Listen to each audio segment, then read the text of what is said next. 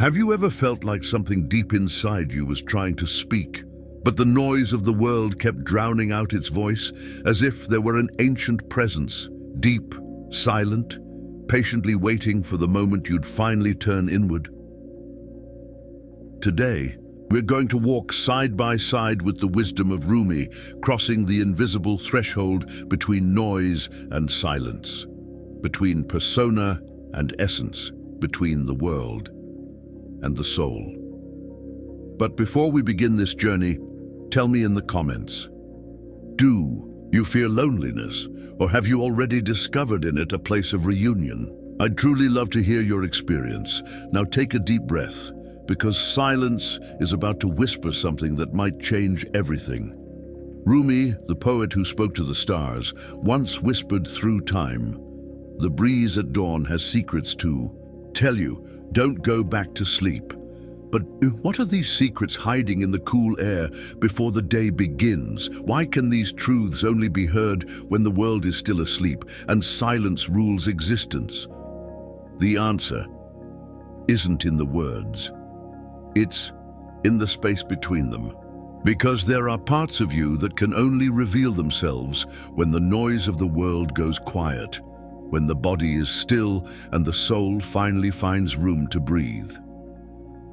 There's something in you, something that lives beneath your name, behind. The roles you play, the masks you wear, the routines you follow without thinking, a silent being, watching you, waiting with the patience of 1,000 lifetimes for you to turn inward.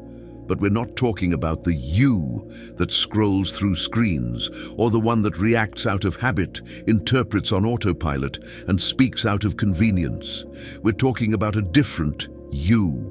The you that dreams in silence, that feels a longing without knowing what for, that carries an ancient memory, one that came before your earliest childhood and will remain long after your final breath.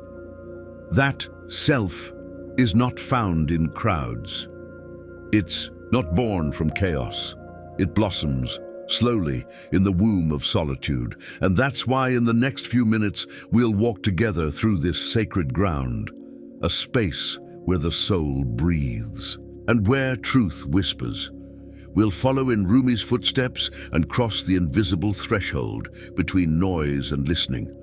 We'll dive into the power of solitude, not as an escape from the world, but as a return to yourself. Are you ready to look at yourself without mirrors? We fear solitude, not because we hate silence, but because it's in silence that the masks start to fall, that the roles we play begin to crumble, and the truth we've been avoiding shows up uninvited. In the presence of others, we learn to dance to their tune. We learn what to say to be liked, what to hide to be accepted, how to smile even when everything inside us is screaming. But in solitude, there's no stage, no audience, no script. There's only you, your breath, the raw sound of your own thoughts unraveling like ancient scrolls long forgotten, and the weight of your presence pressing from within, like a portal, a sacred space where the soul returns to its original essence. Rumi once wrote, "A little while alone in your room will prove more valuable than anything else that could ever be given to you." These words aren't just poetry. They are a password, a call to wake up, because it's in retreat that the true self awakens, not among applause, but within silence, not in the world's chaos, but in the stillness of being. And when everything around you finally quiets down, that's when something inside you begins to speak. It's in solitude that you start to see what you never had the courage or the time to face. You begin to hear the pain hidden behind your own smiles, to notice the thoughts that spin in circles like trapped birds, to feel parts of yourself that never found the words to exist. And most importantly, in that space, there's no one to impress, no one to lie to, no one to applaud or judge you. There's only the encounter, raw, authentic, intense. It's in that being alone that your true self begins to emerge, not the ego that reacts, Not the character that survives, but the eternal presence that witnesses it all and has always been there, silently alive. In the beginning, this journey can be frightening. The silence feels like it's screaming. The stillness can seem threatening because we're addicted to noise, addicted to movement, distraction, performance, and when all of that fades away, we find ourselves exposed. No armor, no filters, no escape. But, and here's the secret, if you stay, if you have the courage to sit through that fire, something begins to shift. What once felt unbearable becomes sacred. What once hurt begins to teach. What you used to avoid reveals itself as a portal. And in that rare moment, when everything inside you finally quiets, that's where love shows up. Not romantic love, not idealized love, but love as a living presence, as pure awareness, as a silent embrace from the center of the universe. And then you understand why Rumi pleaded, do not go back to sleep, because when you wake up, even if only for a moment, you realize you were never lost, only distracted, and that all along, the love you were searching for out there was quietly waiting within you. Now the choice is yours. Keep running from the silence or dive into it with reverence, because silence is not empty, it's full of answers. And if you have the courage to truly listen, you might just discover that the secret of the dawn is you. The thoughts begin to settle. The armor, the one you didn't even realize you were wearing, starts to loosen, and all those stories you've been repeating for so long about who you are, about what you lack, about what others did to you, slowly begin to dissolve like morning mist touched by the rising sun, and what remains is raw, it's real, it's human in its purest form, and in that rawness you are no longer fragmented. You are whole, simply whole, and that changes everything. Solitude, contrary to what many believe, doesn't come to isolate you from life. It comes to reconnect you to it, because how could you truly meet another if you've never truly met yourself? How can you love someone honestly if you haven't yet had the courage to look into your own eyes, in the mirror of the soul, and embrace the parts of you that were once rejected? In solitude, integration begins. The memory of who you are returns. You begin to forgive, to remember, to dissolve the layers that covered the truth. You realize you are not your pain, not your losses, not even your failures. You are the one who observes it all. You are the silent presence, the eternal awareness, the gaze that was here before the pain and will remain long after the healing. That awareness doesn't scream, it whispers, it doesn't invade, it waits. It waits for your surrender, patiently. And when you finally stop fighting, when you lay down your weapons, when you're no longer afraid to be in your own company, it emerges, quietly, expansively, like a sun gently rising over an ancient sea. There's a deep reason why. Every mystic at some point retreats to the desert, to the forest, to a cave, not to escape the world, but to shed the layers the world placed upon them. Not to become holy, but to become real. Because solitude is not absence, it is fullness, fullness of vision, of clarity, of communion with the unseen. It is in that silent space that the sacred speaks, not in thunder, but in stillness. It is in that stillness that you realize something that was always here. Your deepest wisdom doesn't come from the outside, it has always lived within you, buried beneath the noise you once mistook for life. And then, for the first time, you listen, not to a voice, but to a presence, a knowing that cannot be explained. It simply is, and in that sacred moment, you realize to be is enough. You don't have to prove anything. You don't have to run. You don't have to hide behind a role. You are allowed to simply exist, and that existence is divine.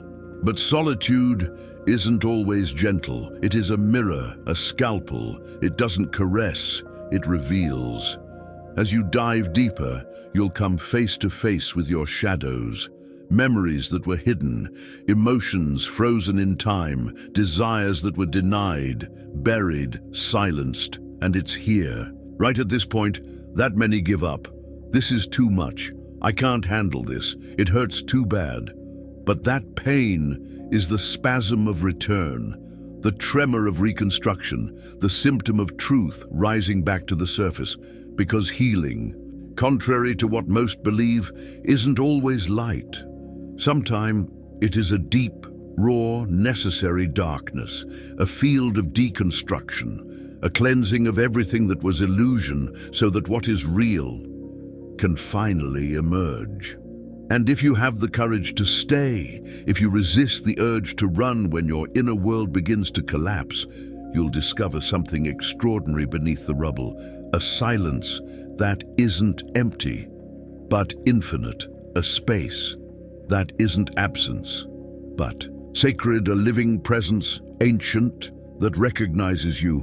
Even when you forget who you are, this is the threshold of the void, a place that cannot be reached by force. It cannot be conquered. You simply fall. It is a collapse of the self, of thoughts, of control. And here, words begin to fail. The intellect surrenders, because this is no longer the territory of the character you believed yourself to be. This is the realm of the unspeakable, the great undoing.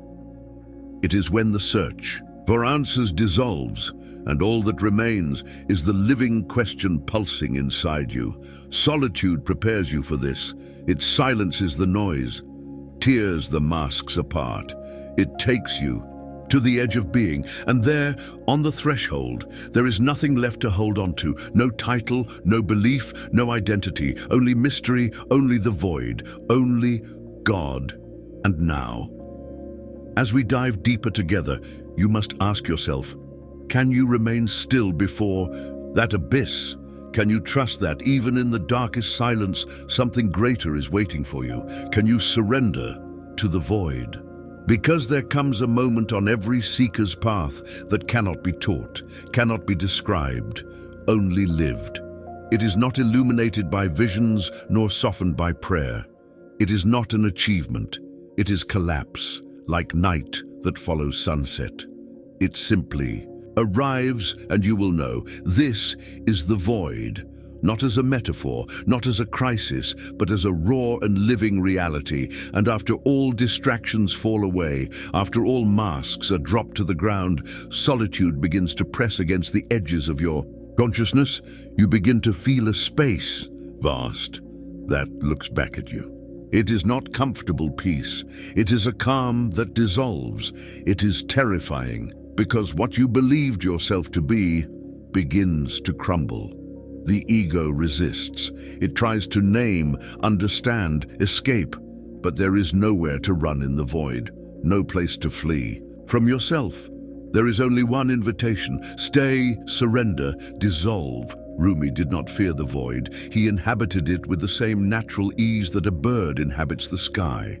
He danced in the midst of darkness, like one who already knew the way, with eyes closed, and from within that thick silence, dense as fog, he whispered, "Why do you fear the silence so much? Silence is the root of all things. If you dive deep into it, 100 voices will begin to echo, voices that have always been there, waiting for you to finally hear them." He was right. But what Rumi did not say, or perhaps only whispered to those already ready, is that those voices do not appear right away. Before them comes the abyss. First the tremor, then the confusion, and then the dizzying sensation of losing all support. You begin to notice how much of your life was built on noise, subtle noise, almost imperceptible, but constant. Not just the noise of the world, but the noise within you. Repeated stories, inherited fears, borrowed ambitions, identities worn like armor, and all of it begins to dissolve. You are no longer the child hungry for approval, nor the professional thirsty for validation, nor the lover desperate to feel complete. You are simply here, but to become this silent and radiant presence. Everything that is not true in you must die. The void is not punishment. It is a womb, a dark and sacred chamber where all things fall apart, so they can be reborn. But be warned, it is not gentle, it offers no consolations, nor guarantees. There are no hands holding you there, only the non-negotiable invitation of total surrender. And this is not a test, but a crossing. You cannot cross the void carrying your name, your certainties, your achievements, nor your favorite wounds. You must enter naked, stripped of time, image, and role. And yet, what you will find there is not nothingness. It is everything. Essence before form, fullness before definition. There, at the heart of the void, ends all that you are not, and begins all that you have always been. There is a silence that heals, but it does not heal with words. It heals with presence, with absolute acceptance. This silence does not judge. It does not demand change. It simply absorbs, reflects back not your face, but your being. And for the first time, you begin to feel what has always been there, a silent, unchanging consciousness, untouched by time, unaltered by stories. This consciousness is not yours. It is you. And once you touch it, even if just for a moment, a knowing is born in your chest, a knowing that cannot be unlearned. Everything you sought outside was never outside. It was always there, buried beneath the noise you clung to out of pure fear of silence. But the void is not a destination. It is a portal, a sacred passage every true seeker must cross. And what lies beyond is no longer darkness but presence, life, true life. Not the life driven by impulses and masks, but the life that moves within everything with serene clarity and a grace that cannot be taught. The void clears the field. It dissolves the armor, and in the wake of this breaking, something begins to awaken, not as a thought, but as a vivid, undeniable experience. You awaken, you open your eyes, but not outward, inward, and what you see are not shapes or outlines. It is presence. But before we celebrate this presence, we must honor the silent territory we crossed. Thank the deconstruction. Thank the vertigo that tore us from our fantasies, because without this crossing, we would never remember who we truly are. The void does not destroy, it reveals, and what it reveals cannot be explained, cannot be translated into words, because it is greater than thought, more real than any belief. You cannot say it aloud, you can only become it. And when you become it, when you return from that sacred darkness without name, without map, without identity, you are no longer who left. You return as pure consciousness. So breathe and let what was die. Let the old characters be buried with compassion. Feel the weight of silence, not as a burden, but as a blessing. Allow it to fill you, not to numb you, but to open you from within. Make space, because something new is being born. And when it emerges, you won't need to understand. It won't be a conclusion. It will be a knowing felt in your bones, in the rhythm of your breath, in the calm beating of your heart, in your feet touching the sacred ground of now. You will feel that something has changed, not because something was added, but because something false was finally left behind. And now, from this silence that has witnessed everything, from this fertile void that dissolved it all, you are ready. Not to return to the world of distractions, but to move forward, toward the light of presence, toward the silent miracle of simply being here. Because when the void finishes its work, when all illusions have been gently undone, What remains is not nothingness. It's a silence saturated with presence, not the presence of a deity above or a distant truth, but a presence born from within, like an underground river finally breaking through the rock. She is gentle but unshakable, subtle yet irresistibly alive, and you don't find her with fireworks nor with explosive revelations. You simply become aware. She has always been there, waiting, silently, and when this perception blooms, everything changes. The world doesn't change, but the way you see it does. Your breath slows down, not because someone told you to meditate, but because your body finally remembers, I am safe. You begin to see light in simple things, in a leaf, in a gesture, in a glass of water. Time stops being the enemy. Urgency fades away, and the now is enough. This is the true beginning of the inner journey. Not that grand, heroic quest toward enlightenment, but the quiet return to your most intimate self, to that radical intimacy. With life, Rumi knew this, and that's why he danced, spun, whirled on the edge of existence, not as a performance, but as surrender. His spinning was the dissolution of self, the celebration of the moment, the letting go of all boundaries. He wasn't trying to run away from the world. He sought to dive deeper into it, until inside and outside became one, and that's what presence does. It dissolves the walls of separation. You no longer see the world as something outside. You are the world. So pause for a moment. Don't run, don't escape, don't fill the space. Breathe, feel the air coming in and the air going out. Feel the rhythm that has always been there, even when everything seemed to fall apart. This silence surrounding you now is not absence, it's not emptiness, it is presence. It's the invisible womb of existence, welcoming you back like a child who was never forgotten. It's the sacred memory of who you've always been, before getting lost in the demands of the world, before believing you had to be more than you already are. You don't need to understand everything right now, nor solve it all, nor rush to get somewhere. Life never asked that of you. There's no need to fix yourself, prove yourself, or reinvent yourself at all costs.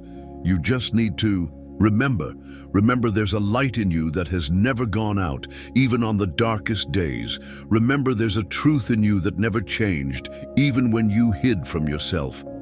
Remember there's a love that never stopped loving you, even when you thought you were unworthy of being loved. And this love isn't distant, somewhere out of reach. It's not a goal nor a reward. It's not something to conquer. This love is what you are. It's the invisible substance of your being. It's the origin and the destination. It's the secret heart of the universe beating inside your chest. Right now. Yes, right now. Can you feel it? Because the time has come. You are ready.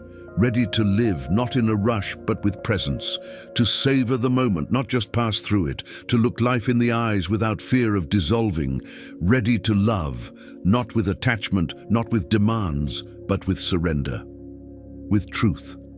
Ready to walk, not to run away, but to honor every step with reverence, as if the ground beneath you were sacred, because it is.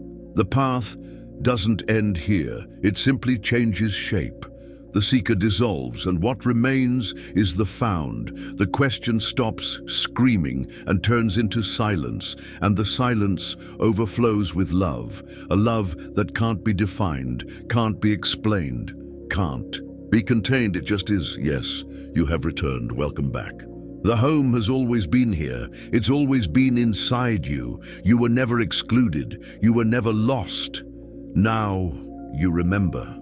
And when you remember, the whole world breathes a sigh of relief, because your remembrance is a flame that lights others. It's a whisper that answers the invisible cries of the heart. Now, as we reach the end of this revealing expedition, I want to express my deepest gratitude to you for staying with us until the end. Your dedication and curiosity are the fuel that drives us to explore, demystify, and share these intriguing stories. I want to share something special with you. As a fan of the Map of Higher Self channel, you are about to embark on a unique journey of self-discovery and mental formation. I present to you the Map of Higher Self, a revolutionary ebook that will redefine your mental reality. As the creator of this content and leader of the Map of Higher Self channel, I'm sharing my deepest experiences and valuable lessons with you. Each chapter of this ebook is a reflection of my journey, filled with practical lessons I've lived and transformed into wisdom. Don't miss this opportunity to transform your life. Click the link in the pinned comment and start your journey towards self-knowledge and positivity today. Imagine yourself for a moment as one of the ancient explorers who ventured into unknown territories, guided only by the flame of curiosity and the thirst for knowledge. Every piece of information, every symbol deciphered, is like a map leading us deeper into the labyrinth of the unknown. And just like those explorers, you too are now a little closer to the truth, carrying with you a new understanding of the forces that shape our world. Your presence here is not just a personal achievement, but a valuable contribution to a vibrant community of curious and knowledge-seeking individuals. Every view, every comment, every like is a step we take together toward a deeper and collective understanding. You are not just a spectator, you are a partner in this journey of discovery. So, as we close this chapter, I invite you to reflect on today's revelations and prepare for the next steps. We will continue unraveling secrets, questioning established truths, and exploring the mysteries around us. Your participation is essential, not just for the growth of this channel, but for the expansion of our horizon of knowledge. Until the next discovery. And remember, the real power lies in questioning and understanding what is beyond the visible.